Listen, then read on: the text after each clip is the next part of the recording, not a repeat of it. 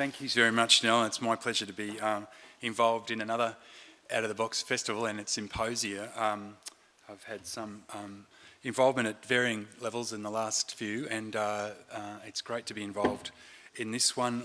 Always different themes that pop up, but always, of course, the interests of children and their well-being at the forefront of it, and it's why it's ultimately such a terrific festival to be involved in and be part of, and just also to acknowledge just how significant the whole creative arts world is in the lives of children and their well-being. And it's a fight that still has to be fought very, very strongly, just as it is in, I guess, the field that, if I'm going to be pigeonholed, that I've come to be part of, certainly through my time at Griffith University's Urban Research Program, where we've championed, along with many other people around the country, but have had the opportunity, I guess, to lead a lot of research on what it means to build child-friendly cities.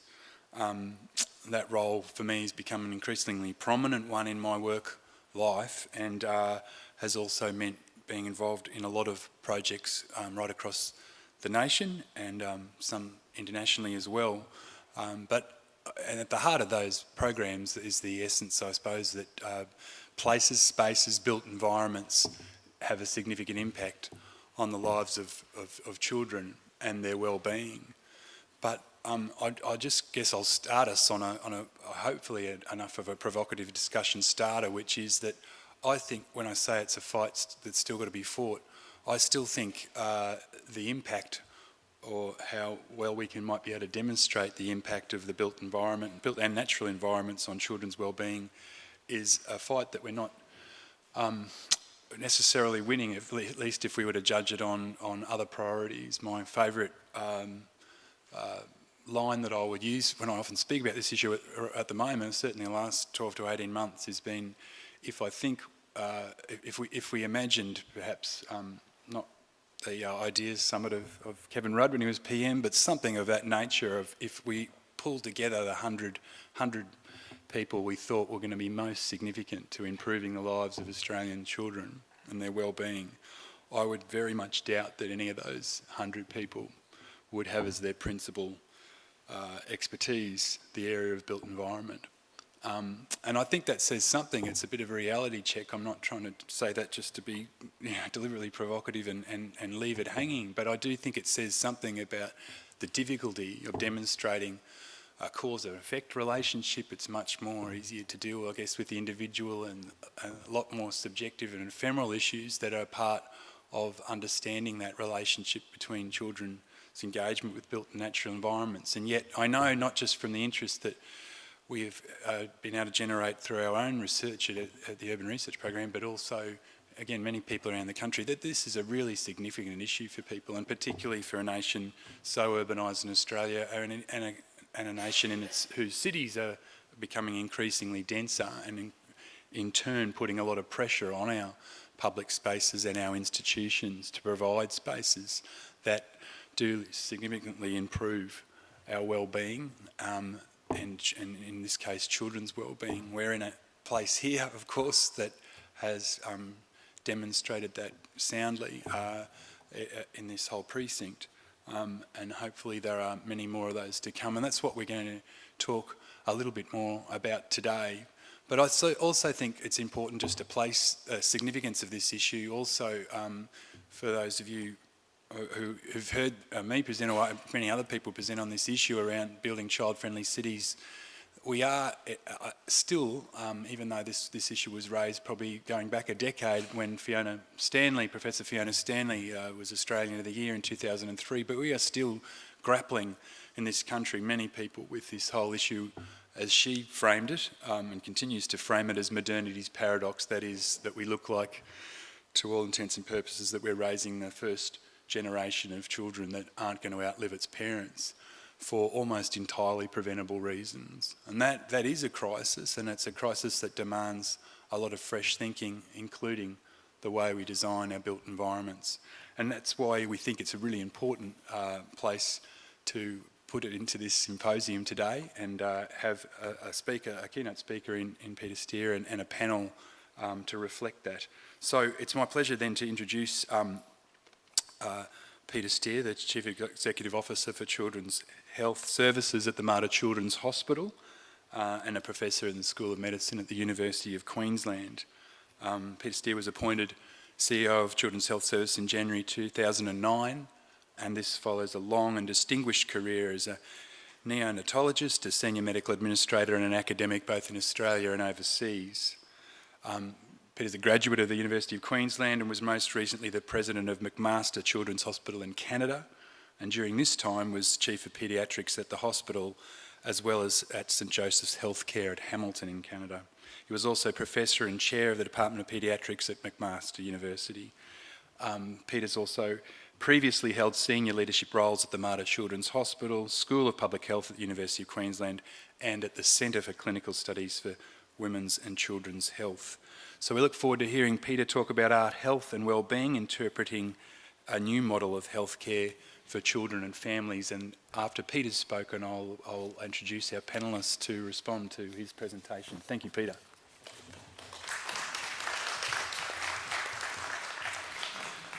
Thank you, Jeff, and thank you, the organising committee.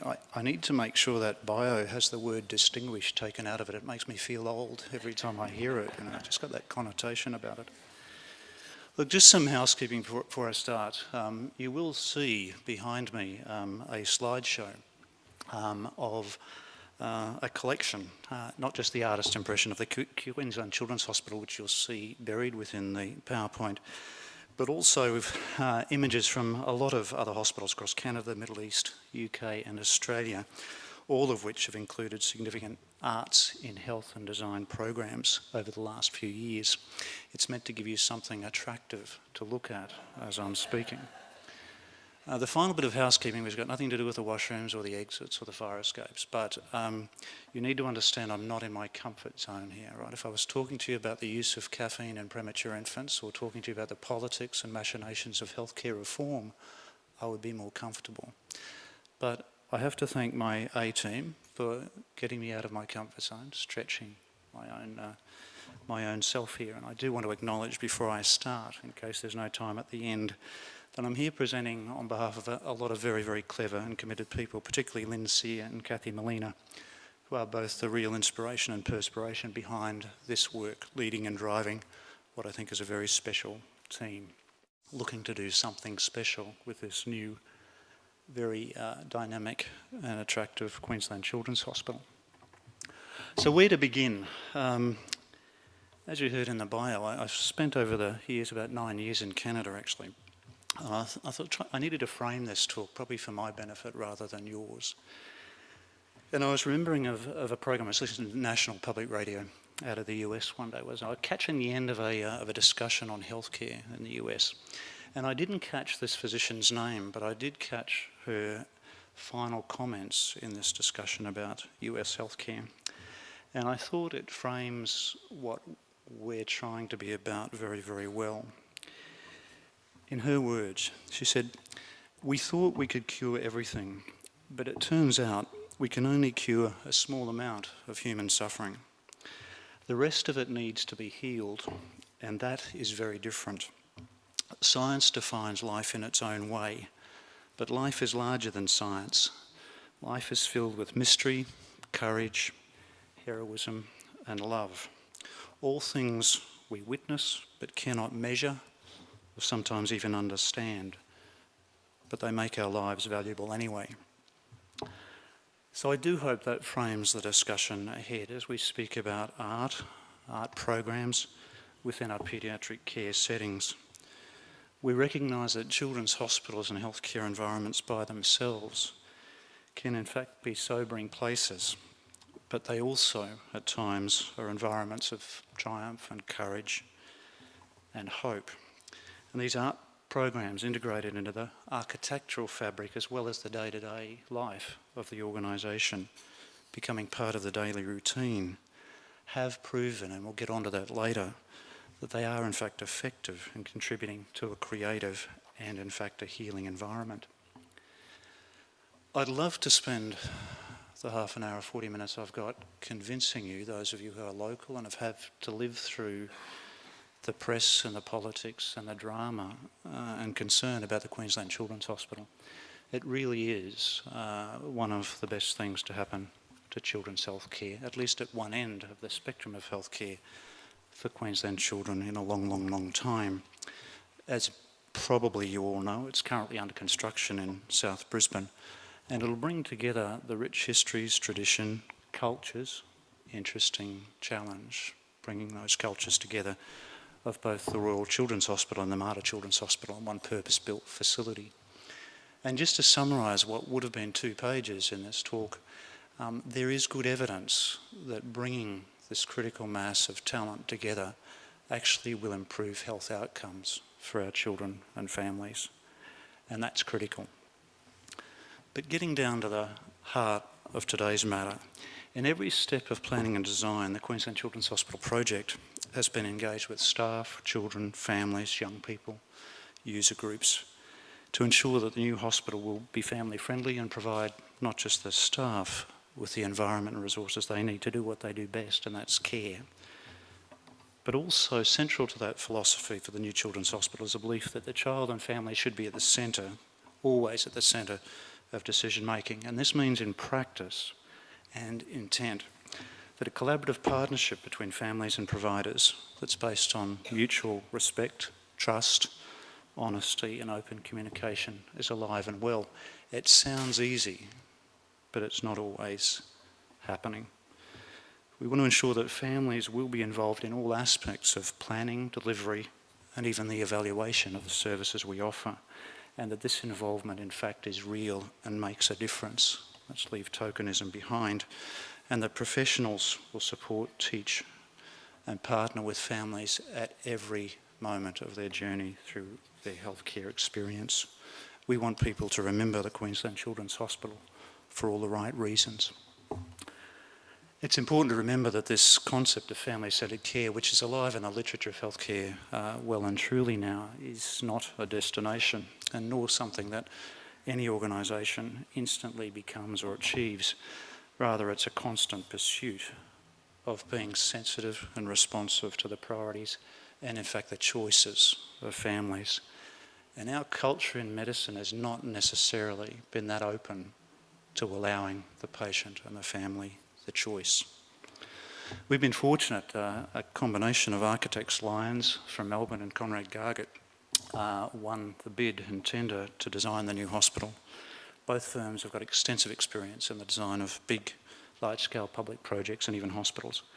And again, fortunately, we were happy, not only happy, but delighted that they were both deeply committed to creating a building and an environment which responds to and is expressive of the complexities of the contemporary experience, particularly with respect to ideas and new technologies. The conceptual and schematic design of the QCH is based on the idea of a living tree. Its roots grounded in the rich traditions and histories of the two organisations coming together, converging on a new site.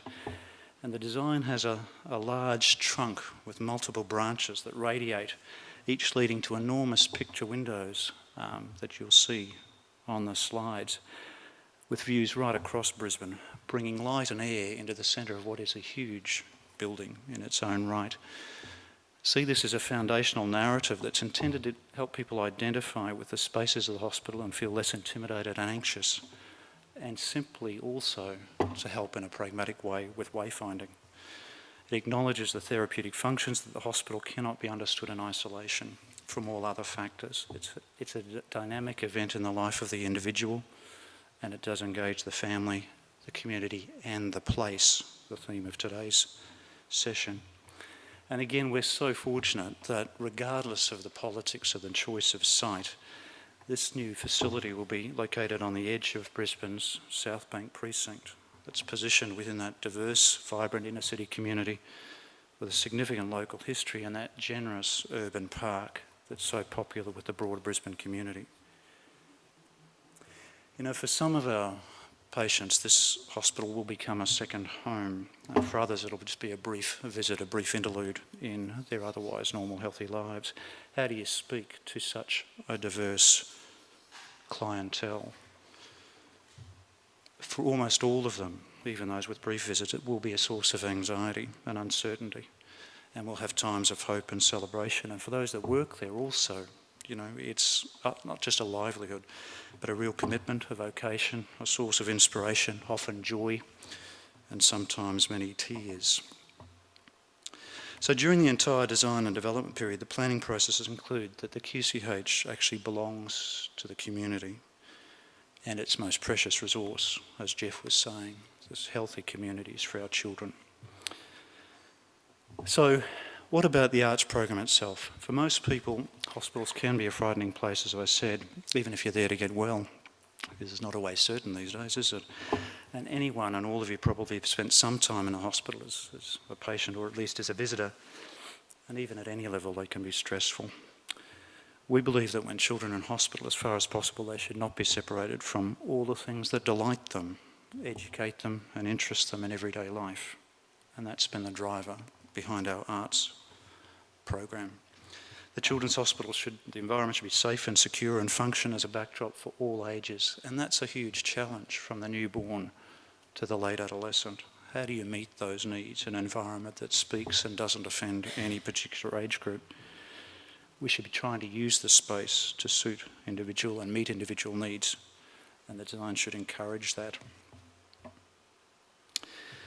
And again, finally, that the Queensland Children's Hospital Arts Program cannot and should not be separated from the overarching principles of family-centred care that we've talked about before.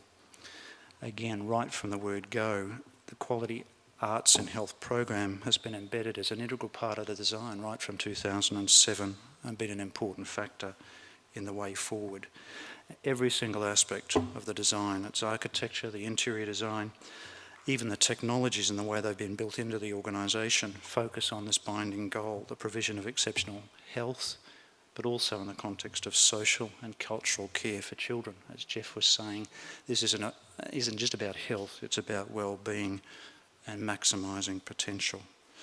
Later in the presentation, we'll just touch on some of the evidence to show that we can actually do this and make a difference. So this has been a long gestation for several years, and it's, as I said, been a core part of our business. The artwork locations are tied in with the construction timeline, some of them because they're kind of major pieces of work. And we're already and currently working with several artists on the development of their works. So what about some of the core principles that have been led by Lynn and her team? So the hospital will commission and display contemporary works of art that are with demonstrable excellence by artists of outstanding reputation, and hopefully those, many of whom are either Queensland born or Queensland based, or even internationals that have an important connection to Queensland. And we'd like to emphasise Indigenous art as well. We'll invite artists and practitioners who bring humanity as well as their artistic expertise to help make that hospital a welcoming, interesting and restorative environment. We're hoping that the art will expand the spirit of community, and the whole design is not just to speak to the community, but to invite the community in both outreach and interpretive activities. And finally, as I keep saying, and I'm sorry to emphasise it, but it will acknowledge that entering a hospital can be an intimidating occasion for anyone, but especially for children and their families. And the whole goal is to ameliorate that experience by enlivening the interior and the exterior spaces to foster understanding, enjoyment, appreciation and distraction. The program's committed to engage artists from every discipline, and I must say I get frightened as the list gets longer. And Lynn tells me it'll be about visual arts, performance, literature, poetry, music, dance. Actually, it is quite exciting, isn't it? But, you know, somehow we've got to keep this alive and well and funded. I get to worry about the money sometimes. But it's an exciting time. The program will address the diversity of backgrounds, ethnicities that we are challenged with in our contemporary community, and all ages, again, as I've said before, acknowledging that the mix of daily visitors and admissions will range from infants right through to those difficult teenage years. And not only that, but adults as well. And this is a key part, and Jeff's touched on it as well. In producing any of this artwork for the QCH, artists will be asked to recognise in the theme and essence of their work, the essence of children's health, which involves the most remarkable and basic human story, that is the growth, development and nurturing that takes us from infancy through to adolescence and adulthood, and the fact that disease can interrupt that process terribly. We need to try and build that remarkable resilience that we seem to see in many and most children, and also try and minimise their vulnerabilities. Children are distinct and different, and their care does present special challenges. Every paediatric patient comes in the context of families, and I want to keep emphasising that. We do need to understand that we have parents, siblings, grandparents and other caregivers to engage with as well. The stories patients carry with them, not just their involved physical histories, but multi-layered relationships are as entrancing and central to any medical narrative. And this is the framework, I think, that as we go forward, where the creative and the clinical can and should interact for good. In many ways, and this particular festival is probably a good example of that, Brisbane's an ideal location for a children's hospital to bother about this and concentrate on it. Brisbane's, look at the incredible success of this particular festival, the Children's Arts Centre, Queensland Art Gallery and the Gallery of Modern Art, and even the State Library programs for children and families, to know there is a massive local audience that's actually interested in making this go well. The project team and their analysis and the advisory groups have identified in detail more than 400 opportunities within the facility for the placement and presentation of artworks. Quite an exciting thing. Everything from outside to inside art, corridors, on floors, walls, ceilings, in reception areas and staff stations, and even stuck within the architectural infrastructure. It's a complex and ambitious brief, as works must range from the spectacular and colourful in a 12-storey atrium, from artworks that soothe and distract an infant and a toddler, to those that might meet the needs and the sophisticated cultural expectations of an adolescent, for example. And in addition, they must actually not be too jarring to the large adult population, both staff and families who will be using the facility. There'll be a particular emphasis within the collection on artists of previous experience, obviously, in producing major works of art, because this is a big deal that can be successfully presented to a general audience. As well, artists who are interested in the psychology and those interested in the interaction between art and science are being invited particularly to contribute to this arts program.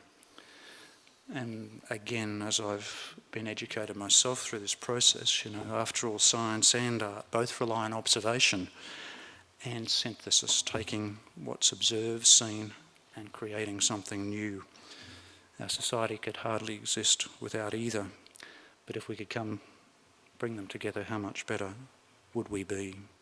Our culture would certainly be more enriched.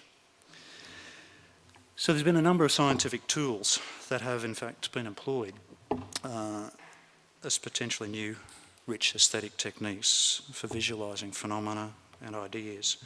And again, this is not my area of expertise. But there have actually also been specific scientific findings that have frequently thrown up challenging ways of thinking about the world and our place in it that become ripe for artistic interpretation. And that's led to some principles about the commissioning of artworks for the QCH art collection. And so as we seek responses and from artists to the briefs that we put out, the following ideas and themes and constraints, opportunities, etc. have been packaged within the brief. And some of those things to be considered are that art can and does emerge from even the most difficult circumstances, and we're certainly providing that environment. Art can connect us to each other and to the world and allow us to think through complex issues. We're providing plenty of complex issues. Art can assist with decoding an unfamiliar cultural context or assimilating new life experiences. And we do live in the midst of things. Material culture carries emotions, and certainly our hospital and healthcare environment does, and ideas of startling intensity and emotions of startling intensity. And the way our culture remembers and feels in the early 21st century is intrinsically linked to popular culture and what is really an enormous amount of noise and the visual languages of photography, television, cinema and advertising. What we do know is that art and play can be and are hugely beneficial for all children, including those dealing with illness. Whether it's thinking about a painting, whether it's watching a performance or learning an instrument, the experience allows a sense of normality for visiting and impatient children. The opportunity to take part in something creative is a welcome break in distraction in a life that gets punctuated by hospital routines and the knowledge that in fact their lives are not as carefree as that of their friends. We should try and emphasise the importance of the synthesis of art, medicine and the community, and try and get that engagement to help formulate a new language of communication between medicine and art. If we just take that horrible experience that we've all had, usually unwelcome experience of waiting in hospitals. It's a specific and usually ugly experience undertaken when people are unwell. If they're not stressed before they're waiting, they sure as hell are after they've waited. They're anxious and sometimes bored. How do we speak to that and build an environment that minimises harm? Sterility in hospital no longer means sterility in design and environment. And never has there been a more immediate need for rooms and spaces that reinforce and surround the family with care and creative energy than when you have a child who is sick. And finally, patients always look to professionals for clinical expertise and reassurance, but the very environment of the hospital, its walls, its light, its images, and we'll get back to some evidence about this shortly, can and should provide comfort, distraction, and a sense of safety and well-being. This is going to be a challenge for particularly the medical community, not the whole healthcare team. It's doctors who are really the problem, and I can say that because I am one. The Queensland Children's Hospital Art Program will provide opportunities to break down preconceptions about the context within which art can and should be seen, stimulating, clarifying, and experimenting with possibilities in the spaces and the programs themselves, testing these ideas the way we would test anything within a caring environment and what these experiences might mean to our children and families. Ultimately, the experience we want to provide will allow children's families to come to hospital, to share the space with beautiful and interesting things produced just for them. Isn't that a nice thought? That wasn't my line, that was Lynn's line. Produced just for them, and to respond to something physical and real that can alter, even if it's briefly, and enhance their perspective. The arts program is evidence-based as best we get it, and there is actually a lot of evidence out there. It's being built not just around what we believe, but the evidence we know about children and young people, and it acknowledges their aptitude to calmly and sensitively absorb information. And we do know, and the psychologists tell us, and in fact the children and youth tell us themselves, they understand very early and learn very early that not all stories have a happy ending, that there can be conflict and distress in the world. And one of the ways we can help them deal with that is to help them creatively express their feelings. Children can look to art work to tell a story, even if it's about itself. And again, you're sort of living this over this festival time. However specialised the culture or unique the experience, whatever backgrounds or histories separate us, it's the underlying thing that can connect us. I think Mother Teresa, I'm not sure we should talk about Mother Teresa in terms of healthcare. She didn't sort of think about high technology or care terribly much, but she was a pretty caring lady. And she said, you know, the thing about society today is that we've forgotten that we belong to each other. Simple but true. And this whole dynamic of art has a possibility of reminding us of that and reconnecting it. Children are consummate storytellers and receivers of stories in all their forms. And they know that through them we can all be transported to other worlds and other lives. Perhaps in our daily work we should try this a bit more. Freed from our immediate experience and sometimes changed or provided with a better understanding of things than as they merely just happen to us or are done unto us. And kids, and I don't know how we lose this sometimes, have an infinite capacity to take on the world and to notice even the smallest details and to look long and hard and find beauty that we as adults may not. They find them in the most unexpected places. So what about research? I did say this is evidence-based, and there is really an exciting movement's a bit of a strong word, but an exciting time in healthcare as people try and focus on the difference that an environment can make. Research shows that children recuperate faster when they're surrounded by a solid support system, including people they love, in spaces that offer them room for privacy as well as interaction. And this body of evidence also points to the efficacy of a lively visual and creative atmosphere as also adding to their recovery and treatment paths. The recognition that treating and healing children requires more than medicine, something that's been very difficult to get through to doctors. The recognition that treating and healing children requires more than medicine has finally led in the past decade to major advancements in the development of an architecture for children's health environments. And it's recognised that such factors as the quality of light, connections with the outside world, play a fundamental, and I'll get back to this in some more detail, a fundamental role in the environmental and psychological well-being, and of course, their health improvement. In fact, these are also elements that are now being demonstrated as being important in adult hospitals as well. Allowing the patients to experience light, the seasons. You don't get the seasons here like you get them in Canada, right? You know, you just don't see it. Who's spent time in Europe or North America?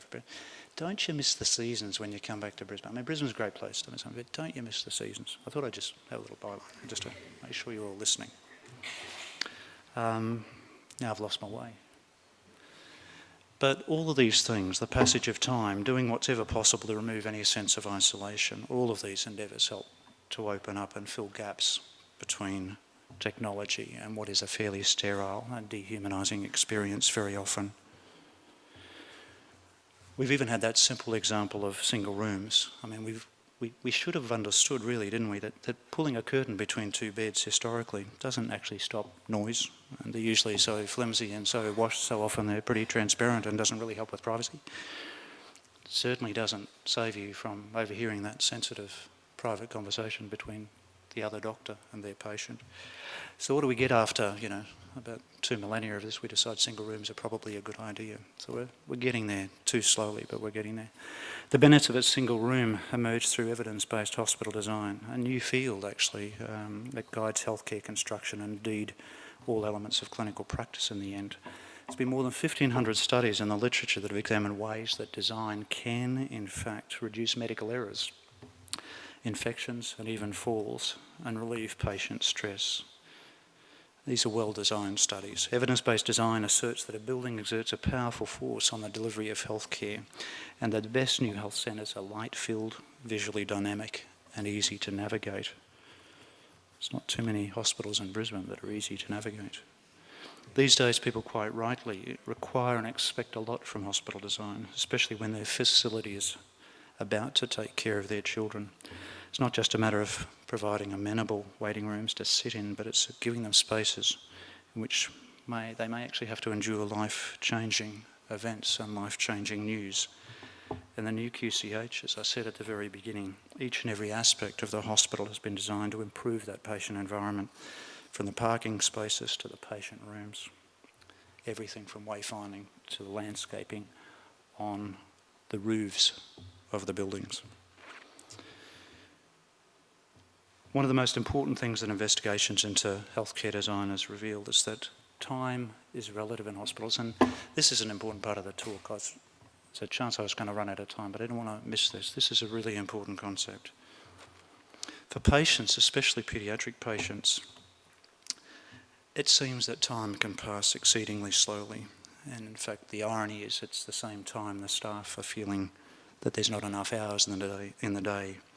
This can cause patients and their families to believe they are not being attended to properly, while hospital persons are stressed and overwhelmed It's a setup for terrible confrontation. A wonderful writer, John Berger, back in 1967 in a thoughtful photo essay entitled A Fortunate Man, it was a biography of an English country doctor. He spoke of anguish in this particular text, and he wasn't just talking about physical anguish, which often can be relieved in a matter of minutes, but he talked about the anguish of dying, of loss, of fear, of loneliness, of being desperately beside oneself, of the sense of futility. And he went on to point out what he thought was a frequently forgotten element of this whole dynamic, is that anguish has its own timescale. And what separates the anguished from the unanguished, that's us as carers, is a barrier of time, a barrier which intimidates the imagination of the latter. I think our art, our environment and our arts program can help address that barrier and bring it down. So consequently, the things we're trying to do about and within the building are about there to divert, entertain, inspire, do a lot of things. And the diverse users should have an important role in the development of the most effective and mission-based hospital culture. To engage patients and visitors, we hopefully will offer them unexpected pleasures or delights. That wasn't my line either, that was Len's line. I'm just wondering where we might be going with that. So that as they move through the building though, seriously, their sense of time and their sense of anticipation and stress become less of an issue. We do hope to embed the principles of family-centred care into a building, not just through the architecture and design, but as we move from the sort of old dormitory wards and the automatic separation of the sick from the community, we want to see that inclusion of art and culture within a healthcare setting bring the community into our organisation. Very briefly, and I'll try and do this briefly, and it might be a little fragmented as a result. The field of evidence-based healthcare architecture and design is now accompanied with all the trappings that you'd expect of a new science, international conferences, publications, journals, everything going on here. It's a busy space. And the impetus to all this is in fact truly global. In the United States, there's been some major push where Society for the Arts in Healthcare recently presented a field report published in 2009 showing that up to 45% of the US healthcare institutions use arts in their programs and displays, performance workshops, bedside technologies, and staff enrichment, an important issue as well. And more recently, the National Associations for Children's Hospitals and Related Institutions, we fortunately get to call that NACRI rather than having to say the whole thing over and over. But NACRI concluded that the physical environment, now there's enough evidence, the physical environment of healthcare settings affects the clinical, psychological, psychosocial, and even the safety, the very safety and health outcomes among children, patients and families. They presented a report, Evidence for Innovation, Transforming Children's Health Through the Physical Environment. And it's the first comprehensive report to look at the effects of the physical environment. And it includes a literature review, the design recommendations, and a business case supporting these recommendations. So over 15 years, the last 15 years, participatory research with children and adolescents has been embraced by many disciplines. Again, doctors are the last engaged. We're not early adapters, are we? This is in response to the recognition that children and adults have critical, and this is again an important point, children and adolescents have critical and unique perspectives on their own experience, and they have the capacity and they will change our adult assumptions about their lives and the way they see their lives. In the case of the NACRI report, the aims of the research were first to understand what constituted a supportive paediatric setting, a physical environment for children and adolescents' perspectives. Second, to describe the roles of the physical environment in children's feelings of well-being. You can see the children and the youth are at the centre of this, not a consequence. And finally and thirdly, to demonstrate the value of participatory research and healthcare design. And this is everything, not just from the social setting, but right through to the physical environment. Key physical environments they identified in the study that were important included the simple aesthetics, colour, artwork and brightness, spatial variety, in particular function and variety of non-medical spaces. And finally, and this is interesting, the value participants gave to the adaptability and flexibility of the environment, making it their own, making it their bedroom, with their own art and their own input. More recent research has added further considerations from all the domains, not just the physical environmental considerations, but the age-appropriate environment and interiors, and that really is our big problem. Adult hospitals don't have to deal with that extraordinary spectrum of toddler to adolescence. It does become a challenge for these kind of programs. The report authors cite more than 200 articles. It's a very rich literature now, and analyse 78 of these in detail. And of course, guess what all good researchers do? They suggest more research. It's always what you're going to do. Provides employment opportunities. But we've seen now that if you change the environment for a premature infant, if you lower the lights and you minimise the noise and you provide some classical music at the right decibels, you can have these premature infants grow faster. That's incredible, isn't it? Grow faster, quite clever. So if we can do that in a premature infant, what can we do with the environment in older children? So we did actually look closely at the existence evidence that art makes a real difference in hospital settings. And I'm going to run out of time. What I do want to concentrate on the end is that things are alive and well in research in our town.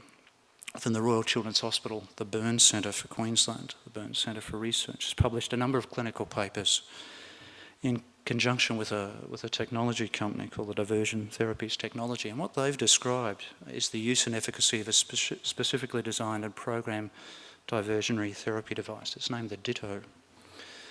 It's been used in the unit, and what they found with this, it's a bit like a Game Boy, but it's very specifically designed for the hospital setting. And in fact, they did a randomised trial looking at their designed and focused Game Boy against the classic Game Boy, and in fact there was a statistically significant difference against the focused, designed technology diversionary device. But what they found is demonstrable reduce in anxiety related to pain for people and for children receiving traumatic medical procedures, and in burns that's a lot of dressings and stuff. And what's also interesting, and it was a secondary outcome, which now is the primary outcome in a new research study, they actually found that the burns actually healed faster in those children who were able to use this Ditto device. There's so much we don't know about the healing process. You'd be pleased to hear I'm coming to an end, because I don't know how many loops you've done of that. You're probably starting to have to look at me as well as listen to me. So I do want to close, and again, you've got to close with a punch, haven't you? We hope our attention to every detail helps lift the burdens of our children and families a little. And I think it's important, we're not suggesting that because of our artwork or our art program and our creative activities that more children will be saved. We're not saying that. But as we have shown, and I'm sorry it was so brief, but looking at the evidence, we have shown benefits that are real and relatively modest, measurably modest, but very real in the literature. But you know what, it's also to remember, it's also important to remember that so too, in a measurable sense, are the vast majority of new medical technology, drugs and advancement. Their improvements in care are measurably modest. So let's not be dismissive of that. And while we do not understand necessarily exactly why it works, this kind of culturally and socially rich therapeutic environment does make a difference and helps us work better. This art program is special. It meets our patients and families and staff on the edge of what are otherwise immeasurable dimensions of our humanity that I talked about before in that unknown and unnamed physician. She talked about the mystery, the courage, the heroism and love.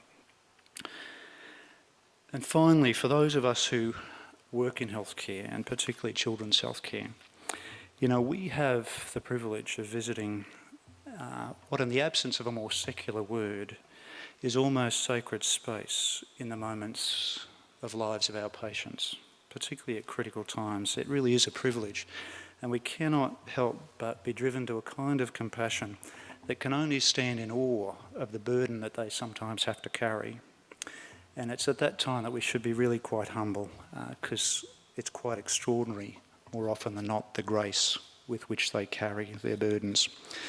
Ainsley Green was a paediatric endocrinologist who rose to be not only an internationally recognised researcher but the Children's Commissioner for the UK over the last decade, is not long retired. He had a wonderful expression. He said, "Children are our living message to a future we may not see. They deserve our best." Thanks for listening.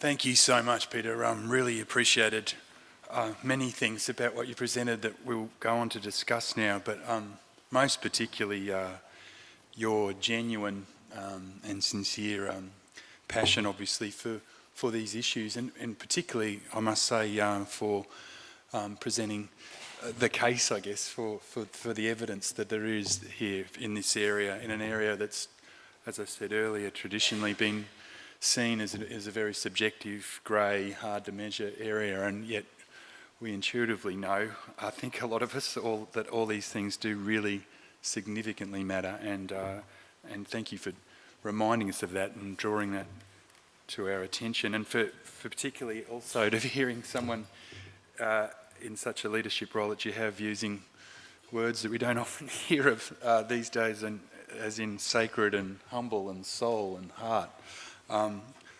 All vital parts of our culture, not just individuals' health and well-being.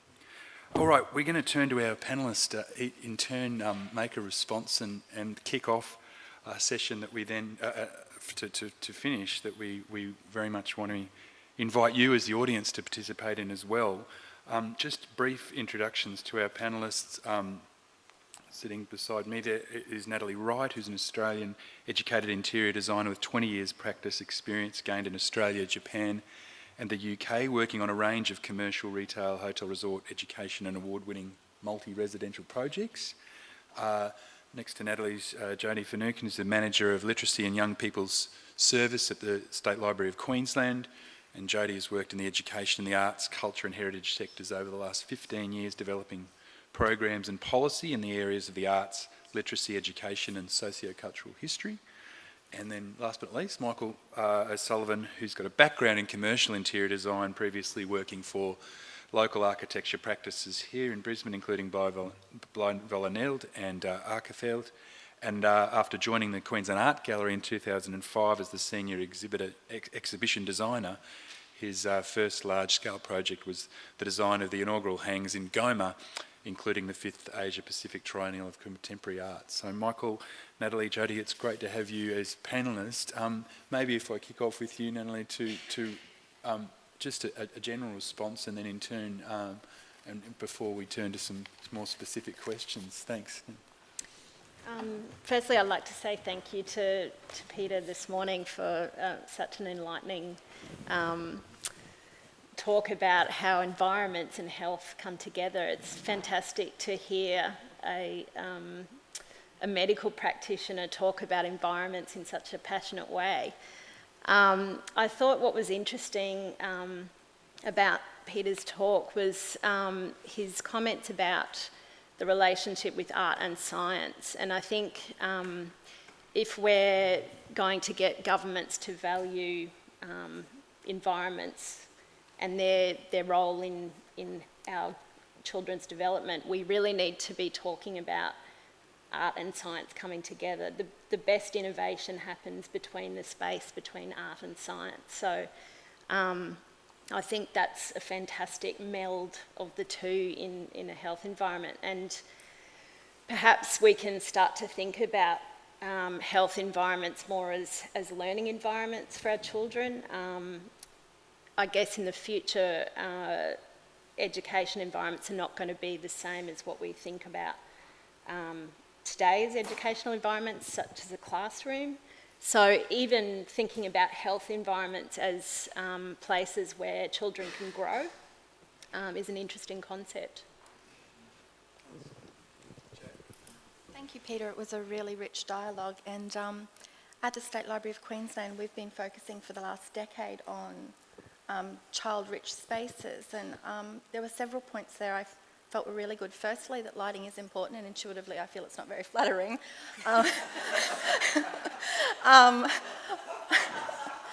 Firstly, that child-centred, safe and welcoming spaces are incredibly important across all fields, and to focus on children as cultural citizens is equally important. And you expressed there how much children's hospitals are starting to focus on children having a sense of, for adults to realise that children have a sense of cultural ownership about the spaces that they are involved in. The second point was that aesthetically designed and curated spaces for children are highly important. And we know from the research here on our arts precinct how much that contributes to children from all walks of life feeling a sense of joy and wonder and, and self-reflecting on a sense of being valued through programs that do that.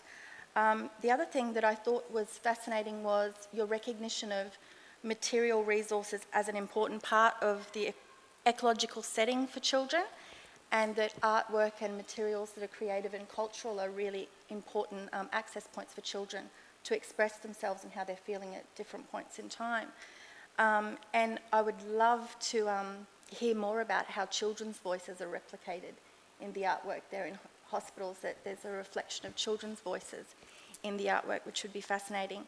And finally, that these sorts of dialogues are so wonderful for people that work with children on a daily basis in cultural and arts projects, because we think that, and I can speak for my team, that a socio-dialogical space is really important for children, where a lot of people are coming together all the time to talk about these things, that perhaps we won't be constantly having to justify children having those culturally rich spaces. Thank you very much. Yeah, I think probably the thing that struck me about hearing you talk, Peter, was the maybe the similarities between the institutions of the hospital and the art gallery, the challenges that we probably both had to face historically in reinventing the institutions from potentially places that that were very intimidating experiences for the majority of participants. Definitely for different reasons. I think historically art galleries have been quite austere and intimidating to the broader public. Probably for the sort of the way that potentially those places can alienate a more general audience, and obviously hospitals face their own challenges in that way as well. But and I think just hearing you talk about the way, I guess the design approach to the buildings, that that connection to place, the relationships of with light and space and that type of thing, that echoes probably things, that principles that we're seeing in the design of the buildings in this campus, the existing Queensland Art Gallery and the new or the newer Gallery of Modern Art, that connection with place and that embedding those institutions within a community, so that there's a sense of as you described, collaborative partnership, or and community ownership over these institutions as well, as opposed to a sort of a potentially sort of oppositional relationship and that type of thing. So yeah, I thought very interesting just to see those parallels between the way you'd even consider space in both types of institutions. Thanks, Michael. Might use that actually as a good segue to ask you in turn again to respond to another issue. In preparing today, quite fortuitously, I came across a review just in a journal of because academics' dark secret is, of course, they never read a full paper or even a book at all. They only read reviews because that's all they got time for. But the review was a really interesting one on, and even the abstract of the review. That's right. The review was of a book that actually I might go and read. It sounded really interesting, called The Renaissance Hospital, but all about how a reminder really of how hospitals all through the Renaissance period changed very much their function and form then to be as much about, as it was described, I think it's the subtitle, the healing of the soul as much as the body.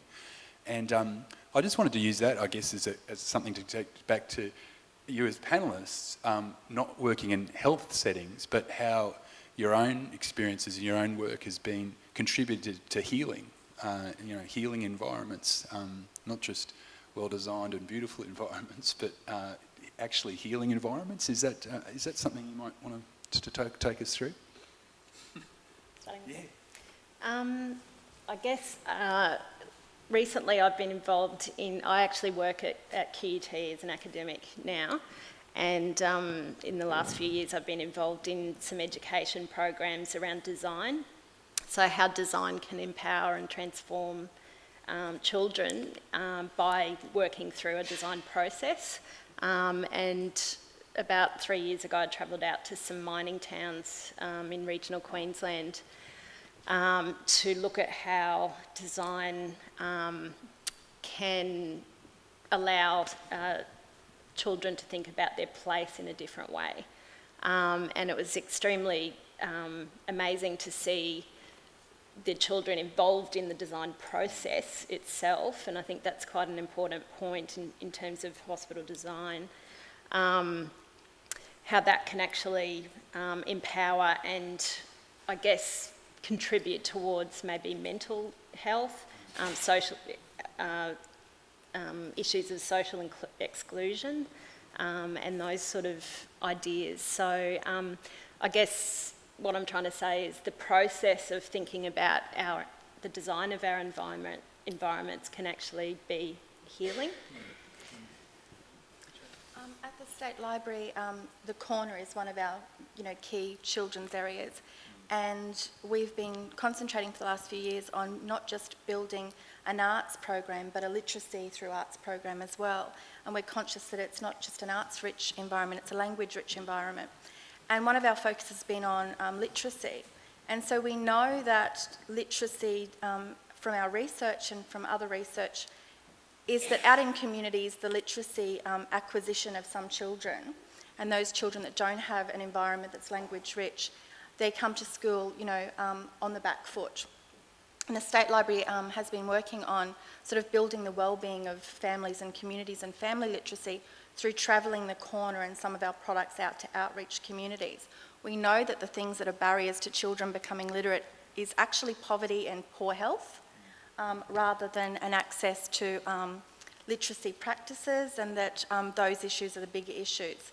But what we do provide is that we've begun travelling family literacy programs out, where it's arts-based plus literacy training, so it's the melding of the two, and starting to travel the corner out in recognition that children don't all come to the precinct and don't have that same cultural citizenship, and so that we're starting to actually take the corner out to other environments and to set the corner up in public libraries in communities that are low socioeconomic, in order to have families interact with the benefits that we provide here in arts and literacy programming. So, and that's building some wellbeing out in those communities, and we're seeing quite a bit of success there.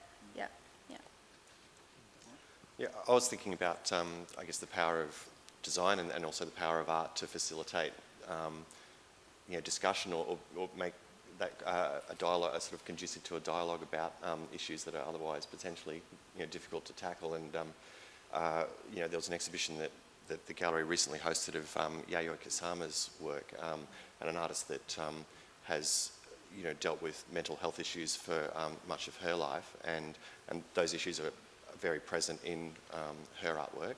And I think but at the same time, the exhibition of that work was also able to create very active and vibrant spaces for children to participate. We had the dot room, where children could come in with coloured dots and stick dots on an otherwise, a pristine white environment, and completely redefine the space. And that conceptually does connect back to the artist and to her, who she is, and the mental health issues that she's dealt with in her life. And then in a more precise way, there was more information about that artist's career and her life that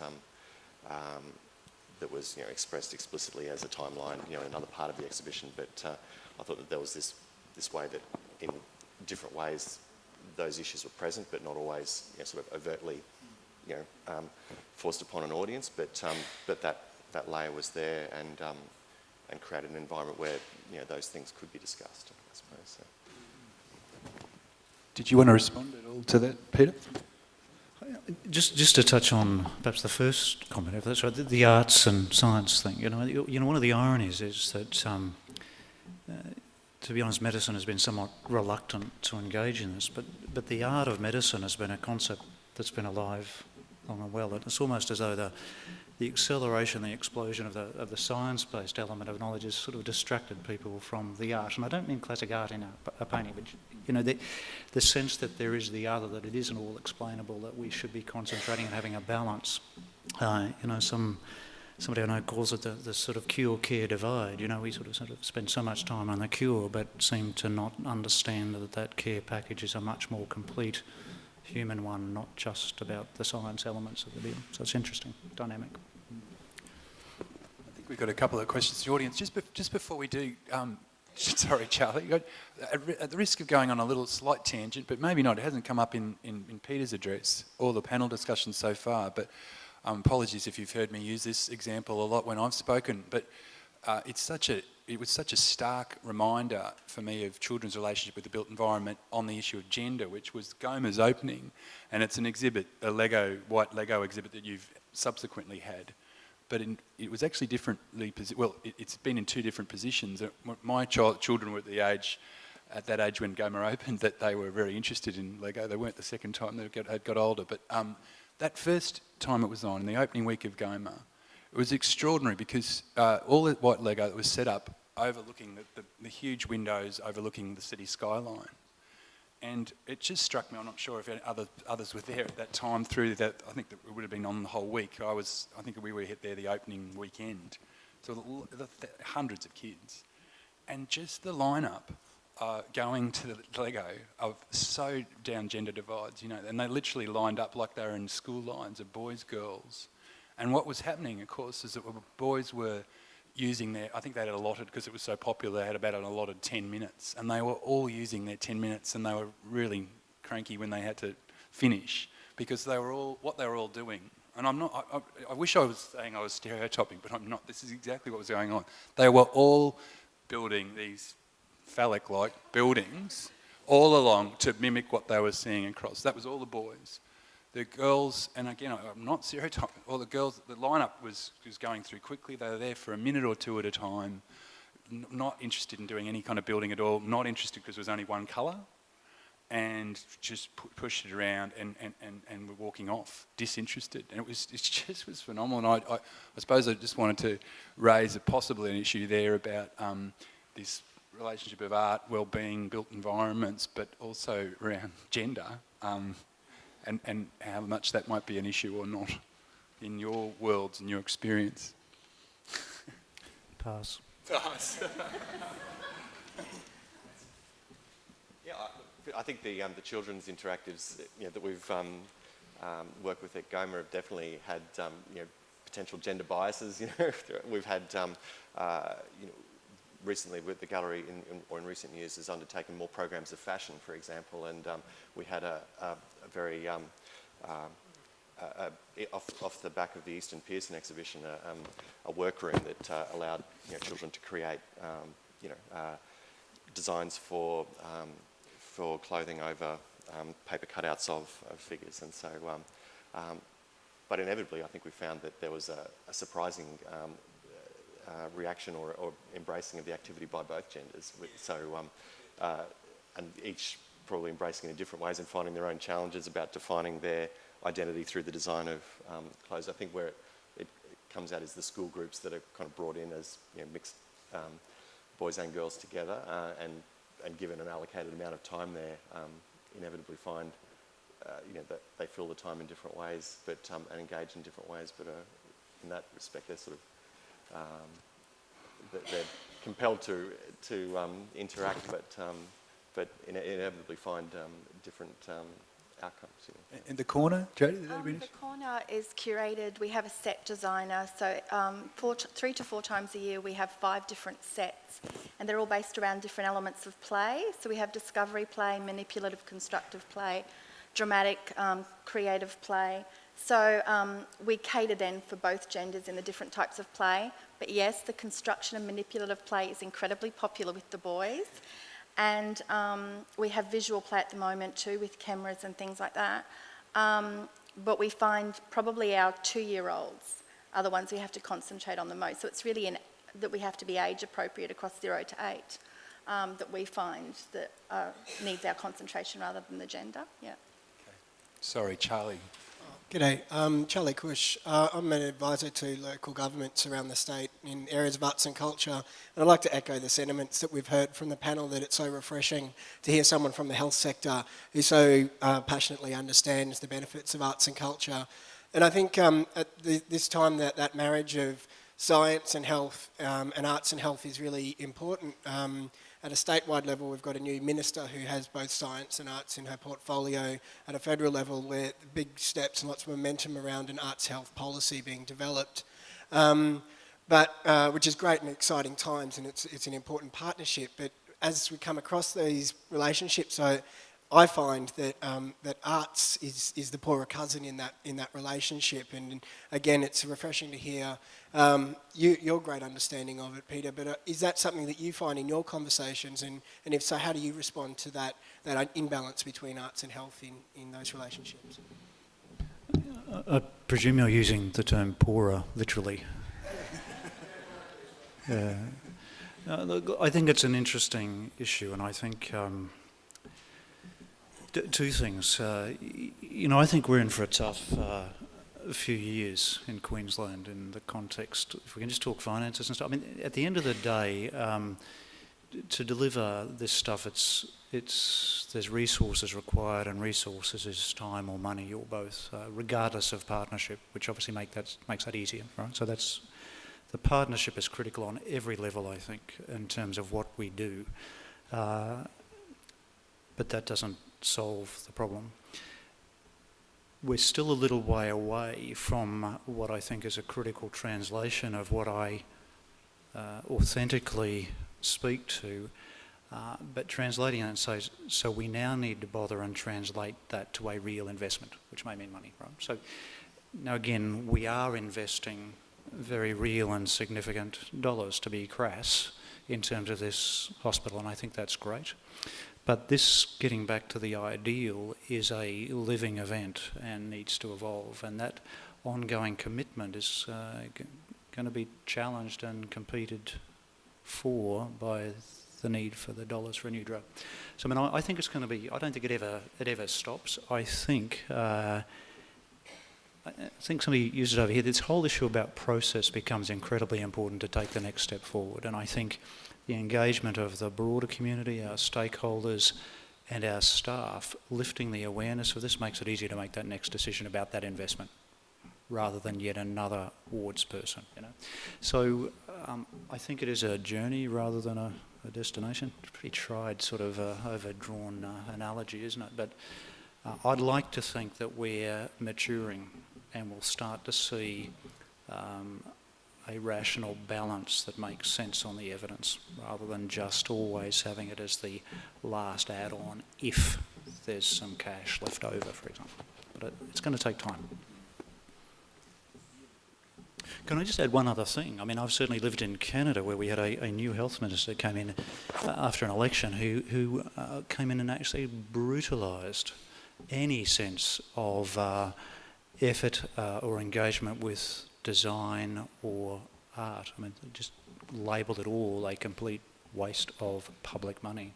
So you do need, this is really across, civil society. You need people aligned to make sure you're not derailed. So do you know what I mean? This isn't a simple, it's a rich dialogue across the whole of the community, I think. Sorry. Peter, in some of the images that were being shown, there seem to be some that may have been created by children. I'm wondering if in the new design of the new hospital, if children's artwork will be incorporated into the design, artwork by children.